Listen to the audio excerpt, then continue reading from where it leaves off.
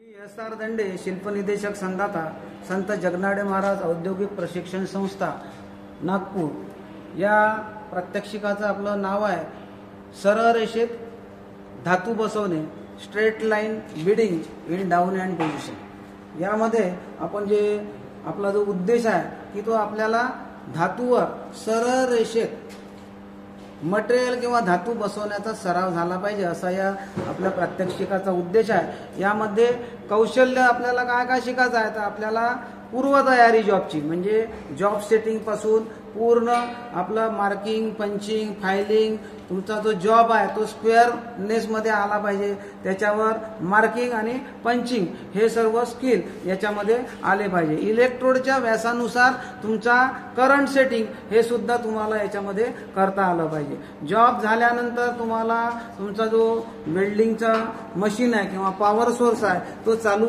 बंद करणे हे स्किल सुद्धा आपल्याला याच्यामध्ये शिकायचे आहे। तर या आपल्या प्रात्यक्षिकासाठी आपण कच्चा माल वापरणार आहोत MS फ्लॅट, त्याचा साईज राहील 100 बाय 10चा MS फ्लॅट आहे आणि त्याची लांबी 150 मिलीमीटर एवढी आहे। त्याच्यासाठी आपण इलेक्ट्रोड 3.15 mm व्यासाचा आणि 4 mm व्यासाचा इलेक्ट्रोड साईज आपण वापरणार आहे। या प्रात्यक्षिकासाठी आवश्यक असणारं जॉब ड्रॉइंग आपण सोबत दिलेला आहे, जेणेकरून तुम्हाला जॉबचा जो साईज आहे तो फायलिंग करून योग्य मापात मिळवणं तुम्हाला सोपं जाईल। याची पूर्वतयारी म्हणजे काय की हा जो आर्क वेल्डिंग प्लांट आहे हा आपल्या संपूर्ण जोडणी करून तयार ठेवणे ही याची एक पूर्वतयारी आहे। टूल्स इक्विपमेंट मध्ये आर्क वेल्डिंग हा ट्रान्सफॉर्मर आपल्याला जोडणीसहित पूर्ण तयार आहे। त्याच्यानंतर तुमचे तुम्हाला ट्राय स्क्वेअर लागेल, स्टील रूल लागेल, पंच लागेल, बॉल पिन हॅमर लागेल, chipping hammer, wire brush, tong आणि तुमच्या PP या सर्व साधनांची आवश्यकता आपल्याला हे प्रात्यक्षिक करताना आपल्याला लागणार आहे। अतिरिक्त आपली जी तयारी आहे ती वेल्डिंग बूथ जवळ जर काही झाल्यास अग्निशमन यंत्र आणि तुमच्या ज्या वाळूने भरलेल्या बादल्या आणि पाण्याने भरलेल्या बादल्या त्या आपल्याला तयार ठेवायच्या आहेत। तर यामध्ये आपली समांतर रेषा अशा पद्धतीने आपण ही प्लेट तयार करून घेतलेली आहे। ही प्लेट आपल्याला फायलिंग स्क्वेअरनेस करून याच्यावर आपण पंचिंग करून घेतला आहे की जेणेकरून सरळ रेषेत धातू बसवण्यासाठी आपल्याला मदत होईल। या पंचिंगसाठी आपण डॉट पंच आणि बॉल पिन हॅमर वापरलेला। ही जी प्लेट आहे ही कापल्यानंतर याला आपण चारही बाजूने काटकोनात मिळवून घेतलेला आहे आणि इलेक्ट्रोड होल्डरमध्ये 3.15 मिलीमीटर व्यासाचा इलेक्ट्रोड घेऊन याच्यामध्ये वेल्डिंग मशीन मध्ये आपण 110 एम्पियर एवढा विद्युत प्रवाह स्थिर केलेला आहे। आता आपण हा वेल्डिंग करत असताना तुम्हाला हा जो इलेक्ट्रोड आहे हा इलेक्ट्रोड आपण डाऊन हँड मध्ये हे ठेवलेला आहे। हा इलेक्ट्रोड या वेल्ड लाईनशी 70 ते 80च्या कोनात आला पाहिजे असं एक आहे आणि वेल्डिंग करताना वेल्डिंग स्पीड, आर्क लेंथ आणि तुमच्या मशीन याबद्दल करंट सेटिंग हे जे आहेत हे तुम्हाला व्यवस्थित ठेवायचं आहे। वेल्डिंग करताना स्पीड कमी किंवा जास्त करायची नाही, तसं जर केल्यास तुमच्या वेल्ड बीड मध्ये फरक येऊ शकतो।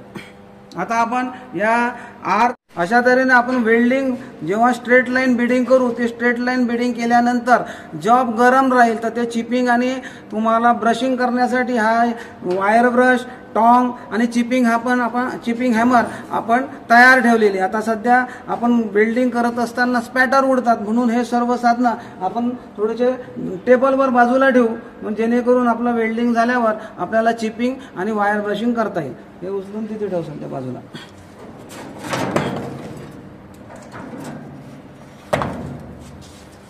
लगेच द्यासाठी मग रेडी राहाल।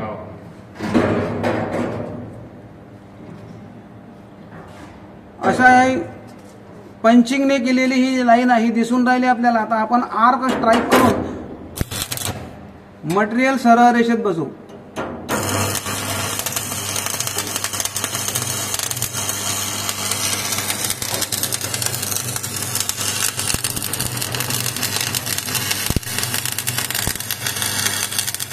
इलेक्ट्रोड सरळ चालवायचा आहे कारण आपण बिडिंग बीड देत नाही, याला स्ट्रिंजर बीड असं सुद्धा म्हटलं जाते।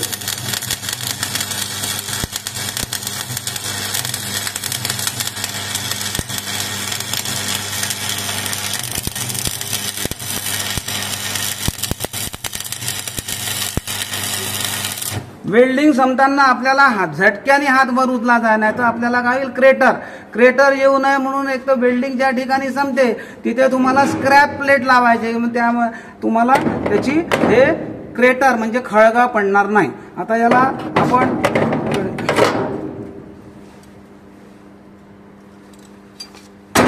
चिपिंग करून वायर वशिंग करू, त्याच्यावर जे काही स्पॅटर आले असतील ते स्पॅटर याच्यावरून आपण काढून घेऊ. इथेच काढा लागेल.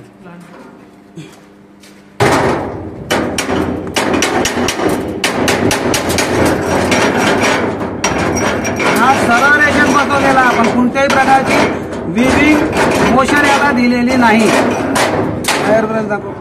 चिपिंग काढल्यानंतर तुम्हाला वायर ब्रशनी हा बीड क्लीन करून घ्यायचा आहे. वायर ब्रश चालवताना हा वायर ब्रश एकाच दिशेने चालवायचा आहे. जर आपण असा मागे पुढे करून जर हा साफ केला तर या वायर ब्रशच्या ज्या तार आहे या तुटून जातात आणि तो आपल्याला उपयोगात येत नाही. आता इथे काही आपल्याला स्पॅटर दिसतात आहे, तर हे स्पॅटर सुद्धा चिपिंगने काढून आपल्याला पूर्ण करायचे आहे.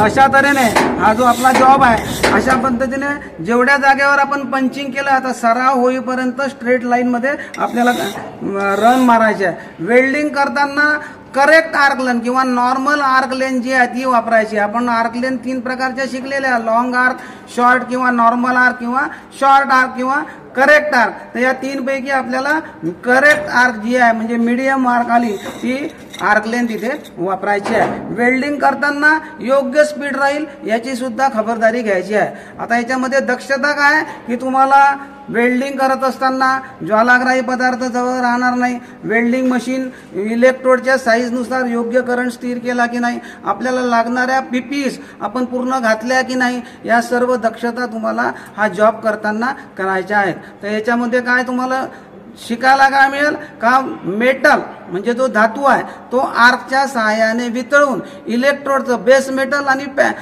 पॅरेंट मेटल आणि फिलर मेटल एकजीव झाले पाहिजे. तर हे आपल्याला या प्रात्यक्षिकामधून शिकायचं आहे. करंट किती ठेवला आपण 3.15, 4 mm च्या इलेक्ट्रोडने आपण दुसरा रन मारू. 4 mm च्या इलेक्ट्रोडसाठी आपल्याला 140 ते 160 अँपिअर एवढा विद्युत प्रवाह स्थिर करावा लागेल. तर आपण नंतरच्या प्रात्यक्षिकामध्ये विविंग बीड कसा मारायचा, व्ह्यू करणे म्हणजे विणणे. हा जो आपण बीड मारला हा सरळ हात चालवलेला आहे, आपण याच्यामध्ये कुठलीही हाताला मोशन दिलेली नाही. याला स्ट्रिंजर बीड असं सुद्धा म्हणू शकतो. नंतरच्या प्रात्यक्षिकामध्ये आपण विविंग बीड म्हणजे जॉबला इलेक्ट्रोडला योग्य मोशन, वेगवेगळ्या प्रकारे इलेक्ट्रोडला मोशन देता येते ते आपण नंतरच्या प्रात्यक्षिकामध्ये पाहू.